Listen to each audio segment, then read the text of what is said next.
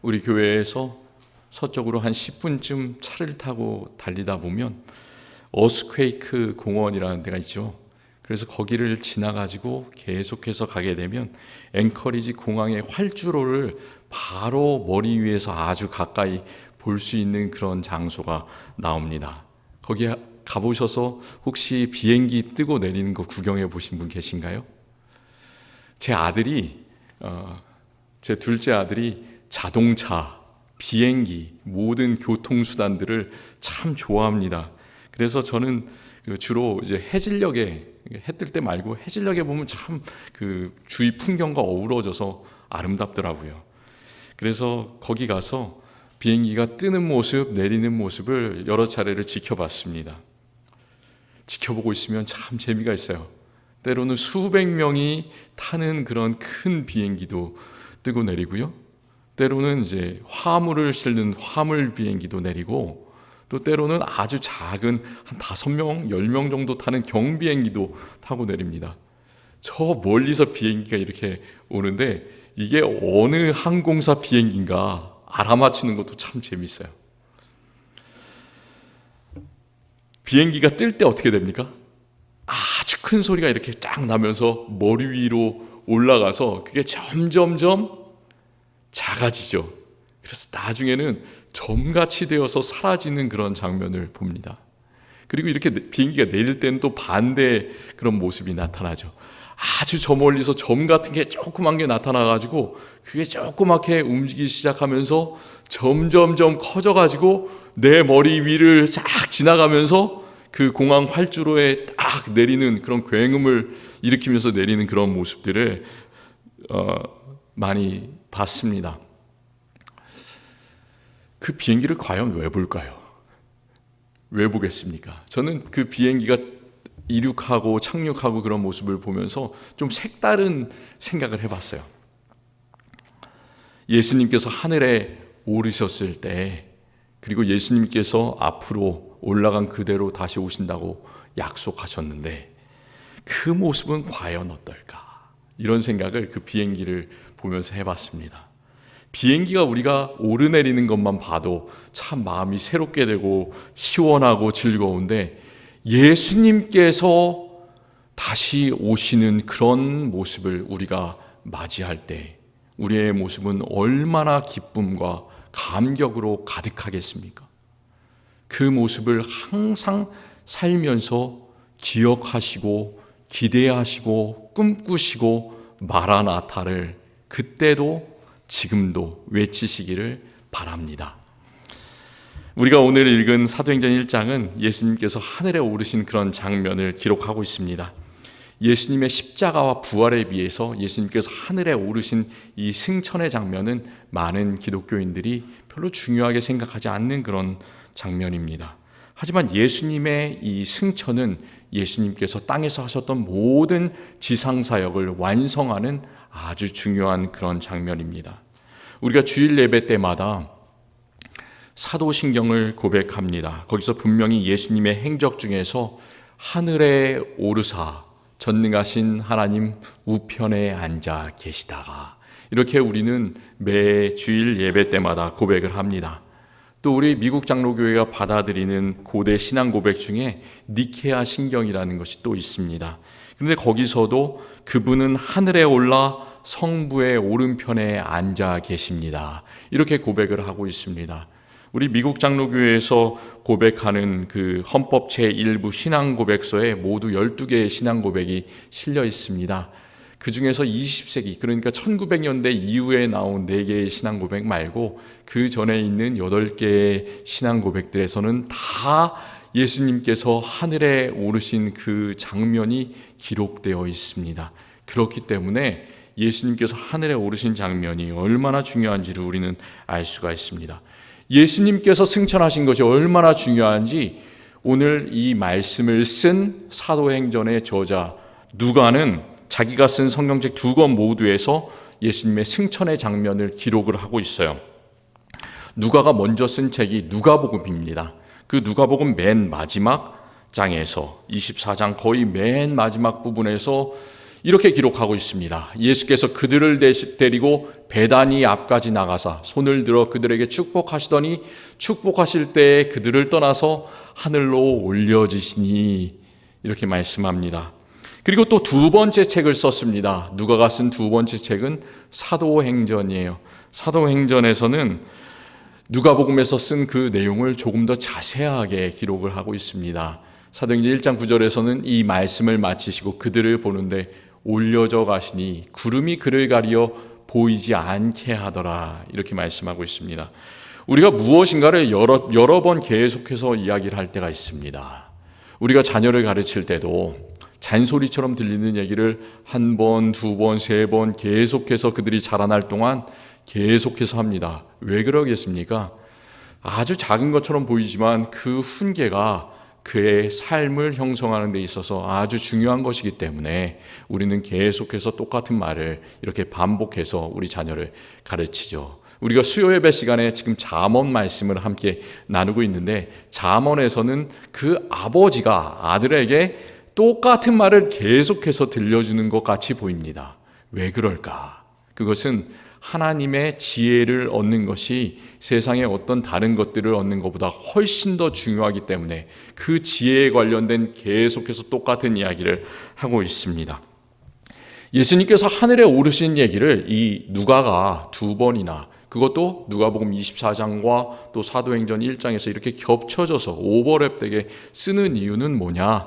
그 예수님께서 하늘에 올라가신 그 이야기가 예수님의 지상 사역을 마치고 이제는 성령께서 일하시는 그 시기가 되는데 그것을 연결시켜주는 가장 중요한 하나의 축이 되기 때문에 그렇습니다. 어떤 사람들은 이렇게 생각해요. 어떻게 사람이 하늘에 올라갈 수 있을까? 이것은 불가능하다. 이렇게 생각하는 사람들이 있습니다. 그런데 누가의 직업이 뭐였습니까? 누가는 의사였어요. 아주 철두철미하게 사람의 몸을 알고 고치는 그런 사람이었습니다. 일종의 과학자죠. 그런데 이 의사 누가는 예수님이 하늘에 오르신 그 일이 실제로 일어난 일이다. 과학자기 때문에 의사기 때문에 그 증거가 얼마나 중요하겠습니까? 근데 이 사람은 외쳤어요. 예수님께서는 실제로 다시 사시고 하늘에 오르셨다. 그 사실을 누가복음과 사도행전에서 계속해서 쓰고 있습니다. 예수님께서 하늘에 오르신 일이 사실이라면 어떻게 될까요? 그것이 사실이라면 예수님의 삶에서 일어난 모든 일이 다 사실이에요. 예수님께서 죄인들과 함께 계시면서 그들을 고쳐주신 기적의 이야기, 물을 포도주로 만드신 이야기, 풍랑을 잠잠케 해주신 그런 모든 사건들, 그의 고난과 그의 죽으심과 그의 부활, 그것이 실제로 역사 속에서 일어난 일임을 우리는 믿습니다. 그래서 누가는 사도행전 1장 3절에서 이런 말씀을 하고 있습니다. 그가 고난받으신 후에 또한 그들에게 확실한 많은 증거로 친히 살아계심을 나타내사 40일 동안 그들에게 보이시며 하나님 나라의 일을 말씀하시니라.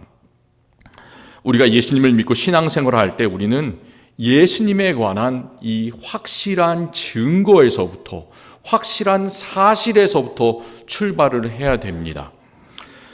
예수님께서는 부활하신 후에 그 제자들은 믿지 못했어요.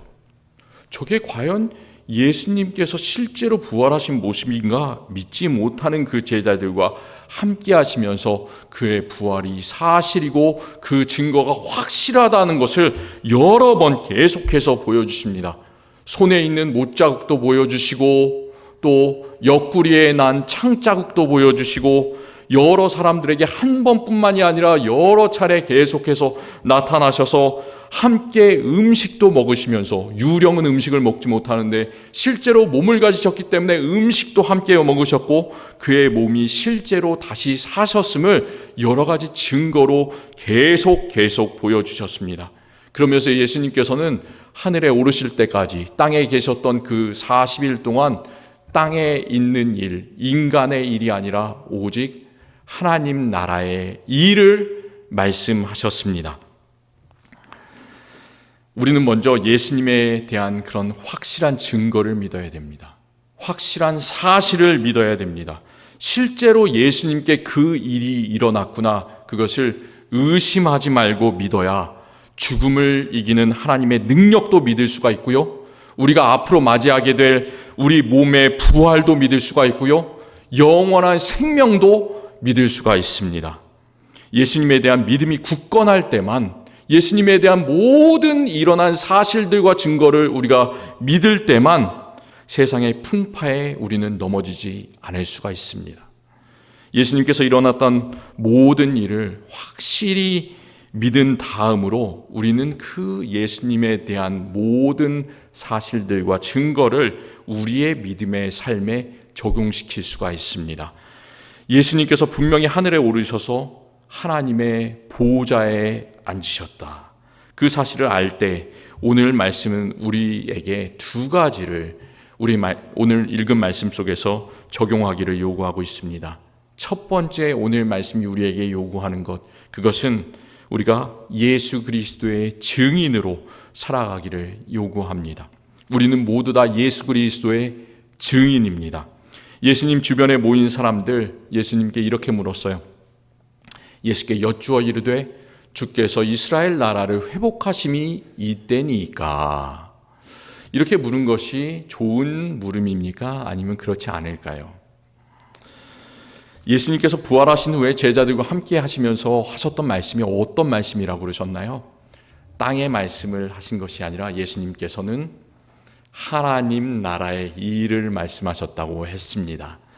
그런데 이 사람들은 어떤 것을 묻고 있습니까? 사람들의 관심은 하나님 나라의 일이 아니라 이스라엘 나라의 일이었습니다. 이스라엘 나라를 회복하심이, 예수님께서는 하나님 나라에만 관심이 있으신데 사람들은 이스라엘 나라, 지금 벌어지는 일에만 관심이 있고 그것만을 바라보는 조금 작은 눈을 가지고 있습니다. 또 예수님께서는 미래에 일어날 일들을 말씀하셨지만 그들은 회복하심이 이때니까, 지금 일어나는 일에만 신경을 쓰고 있습니다. 그리고 모든 세계를 회복하시는 분은 누구십니까? 전능하신 하나님 아버지시죠. 예수님께서는 이 세상에 계시면서 하나님 나라의 일만 말씀하시고 또 하나님께만 영광을 돌리시고 하나님의 뜻만 이루셨는데, 사람들이 생각하는 것은 주께서,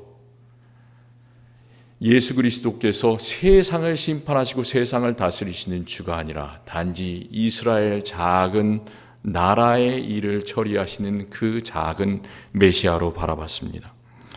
예수님께서는 이 사람들이 묻는 이 물음 속에서 아주 얄팍한 사람들의 생각을 다 읽으셨습니다. 그리고 나서 대답을 하시죠. 이르시되 때와 시기는 아버지께서 자기의 권한에 두셨으니 너희의 알 바가 아니요. 그렇습니다. 많은 그리스도인들이 예수님의 이 하신 말씀처럼 우리가 알 필요가 없는 것들에 참 많은 관심을 기울입니다. 과연 예수님께서 언제 몇 시에 몇 날에 오실까? 예수님께서 어떤 옷을 입고 어떤 모습으로 오실까? 종말에는 어떤 일이 생길까? 이런 일들에 많은 관심을 가지면서 이야기를 합니다. 우리가 알아야 될 것들, 그것은 우리가 궁금해하는 종말에 관한, 예수님의 오심에 관한 그 대부분의 일들은 우리가 알 수 없다라는 사실이에요. 그런 여러 가지 호기심 때문에 진리를 벗어나는 그런 이단들이 생겨나고요, 사람들이 잘못된 그런 생각들로 빠져들어가기가 참 쉽습니다. 우리가 확실히 알아야 되는 것은 뭐예요? 예수님께서 보여주셨던 확실한 증거들, 또 예수님께 일어났던 성경에 기록된 확실한 기적들과 예수님께서 하셨던 모든 일들, 그것을 우리는 믿어야 됩니다. 그리고 종말에 일어나는 일들은 모든 것들이 아버지 하나님의 권한이구나, 그것을 알고 하나님께서는 이 세상을 가장 좋은 길로 그의 공의와 그의 평화가 이루어지는 나라로 이루어질 것이다 라는 것을 우리는 굳게 믿으면서 살아가야 합니다. 참 요즘에 미국에서 여러 가지 일들이 일어나더라고요. 어제 뉴스를 보니까 이스라엘하고 팔레스타인 그 전쟁이 계속해서 일어나고 있지 않습니까? 요즘이 그 그레주에이션 졸업 시즌인데도 불구하고 거기서 이렇게 팔레스타인, 이스라엘 응원하는 시위를 벌이고 그런 여러 가지 일들이 참 다단한 일들이 아주 많이 벌어지고 있습니다. 그렇지만 그 복잡한 세상의 많은 일들 속에서도 결국은 하나님의 공의와 평화가 이 세상을 통치할 것이구나. 우리는 그 사실을 잊어버리면 안 될 줄로 믿습니다. 그때 예수님에 대한 확실한 사실과 증거를 우리가 믿으면서 나갈 때 성령께서 우리의 마음속에 오셔서 지배하시고 우리는 성령의 사람으로 살아갈 수 있을 줄을 믿습니다. 오직 성령이 너희에게 임하시면 너희가 권능을 받고 예루살렘과 온 유대와 사마리아와 땅끝까지 이르러 내 증인이 되리라. 예수님께서는 이렇게 말씀하셨습니다. 우리가 궁금한 것에만 그치지 말고 궁금증을 푸는 것에만 그치지 말고 예수님의 부활과 승천을 확실히 믿고 전하는 그 증인으로 우리 평생 살아가기를 간절히 기원합니다. 이렇게 우리가 증인으로 살아가는 것, 이 말씀 속에서 우리가 삶 속에서 적용할 수 있는 첫 번째 일이라면, 두 번째는 우리가 적용할 수 있는 사실, 그것은 우리 주님은 우리가 앞으로 다가오는 미래를 소망으로 바라보기를 원하고 계신다는 데 있습니다. 예수님께서 하늘에 오르심을 바라보던 사람들의 마음은 어땠냐면 마치 비행기가 하늘에 점같이 되어서 올라갈 때 계속해서 그 점같이 되어서 사라진 그 장면을 바라보고 있는 어린아이들과 같았습니다. 10절은 그 장면을 이렇게 말씀하고 있어요. 올라가실 때 제자들이 자세히 하늘을 쳐다보고 있는데, 그들이 왜 자세히 하늘을 쳐다보고 있었을까요? 왜 계속 그곳을 쳐다보고 있었을까요? 그들은 그저 그것이 신기해서 쳐다보았을 수도 있지만 이 제자들이 자세히 하늘을 쳐다보고 있다, 이 말에는 깊은 의미가 있습니다. 그들의 마음속에는 이런 생각이 있었던 거예요. 예수님이 함께 계셨던 과거가 좋았는데, 예수님께서 기적을 베풀어 주시고 병을 고쳐 주시던 그 과거가 좋았는데, 예수님의 말씀을 바로 앞에서 들었던 그 과거가 좋았는데, 온통 그들에게는 과거에 초점이 맞춰져 있었습니다. 그때 흰 옷 입은 두 천사겠죠. 그들에게 와서 갈릴리 사람들아 어찌하여 하늘을 쳐다보느냐, 너희 가운데서 하늘로 올려지신 이 예수는 하늘로 올라가심을 본 그대로 오시리라, 이 말씀을 전하셨습니다. 하늘을 쳐다본다고 해서 어떤 것도 바뀌지 않습니다. 때와 시기를 계산한다고 해서 어떤 것도 변화되지 않습니다. 중요한 일은 예수님께서 확실히 오신다는 그 확신을 가지고 이 땅을 열심히 살아가는 데 있습니다. 이 장면을 본 그 제자들을 어떻게 했습니까? 그저 그 자리에 계속 서서 하늘을 바라봤습니까? 그렇지 않죠. 그들은 다시 예루살렘으로 돌아갔습니다. 그래서 함께 기도에 힘썼습니다. 그리고 교회에서 해야 되는 일을 하나하나 했습니다. 스스로 목숨을 끊은 제자 가룟 유다를 대신할 마띠아를 사도로 세웠습니다. 그리고 또 그렇게 전심으로 예수님의 명령을 지키고 예수님의 명령을 받기 위해서 준비하는 그 가운데 드디어 그들은 오순절 날에 예수님께서 약속하신 성령을 받아 누리게 되었습니다. 성령께서 오실 때 그들의 마음과 그들의 모든 삶이 변화되었습니다. 우리는 어떤가요? 우리는 이미 이 예수님의 명령을 받았습니다. 예수님께서는 하늘에 오르신 그대로 오시겠다고 분명히 말씀해 주셨습니다. 그 믿음이 우리에게 있습니까? 우리는 신실한 제자들이 되기를 원합니다. 우리는 물론 이렇게 생각할 수도 있어요. 예수님께서 하늘에 오르시지 마시고 지금까지 계속해서 우리와 함께 계셨더라면 나에게 힘든 일도 없고 나에게 평탄한 일들만 계속될 텐데 생각하면서 하늘에 오르신 예수님 원망할 수도 있습니다. 그런데 예수님께서 하늘에 오르심은 오히려 우리에게 큰 유익이 되었습니다. 예수님께서 하늘에 오르신 이유는 요한복음 14장에서 말씀하신 것처럼 내가 너희를 위하여 거처를 예비하러 가노니, 저 하나님 나라에 우리의 거처를 이미 준비하고 계시기 위해서 예수님께서는 하늘에 오르셨습니다. 그리고 예수님은 우리와 함께 계시지 않지만 예수님께서는 더 놀라우신 우리와 늘 함께 하시고 우리의 기도를 들어주시고 또 언제나 도와주시고 보호하시는 보혜사 성령을 우리에게 보내주셨습니다. 그래서 우리가 성령께 의지하면서 예수 그리스도의 이름으로 기도할 때 우리는 어떤 어려운 기도라도 다 하나님께서 원하시는 때에 하나님께서 원하시는 방법으로 기도 응답을 받으면서 확신을 가지고 살아갈 수 있는 그런 귀한 사람들이 되었습니다. 우리는 성령을 소유한 대단한 사람들입니다. 예수님께서는 하늘에 오르실 때처럼 아직 다시 오시지 않으셨습니다.